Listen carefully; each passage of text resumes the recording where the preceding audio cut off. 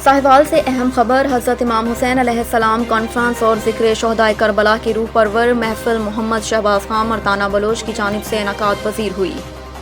इस अजीम आलिशान महफिल की सदारत मारूफ रूहानी शख्सियत सैयद हैदर इमाम उल कादरी ने की, जबकि तकरीब में सैयद ज़ियाउल्लाह शाह बुखारी, सैयद हसन महमूद गिलानी और दीगर मुमताज़ शख्सियात ने ख़ुसूसी शिरकत की। हज़रत इलामा मोहम्मद हसन मासूमी ने शहदाए करबला की कुर्बानियों पर रूहानी और फ़िक्री खिताब किया, जबकि मारूफ सनाख्वां अहमद अली हाकिम ने बारगाह इमाम आली मुकाम में नसराना अकीदत पेश किया। सैयद ज़ियाउल्लाह शाह बुखारी ने अपने ख़ुसूसी खिताब में इत्तेहाद उम्मत, सब्र और कुर्बानी के फ़लसफ़े पर जोर दिया। हाज़रीन को करबला के पैगाम पर अमल पैरा होने की तलकीन की।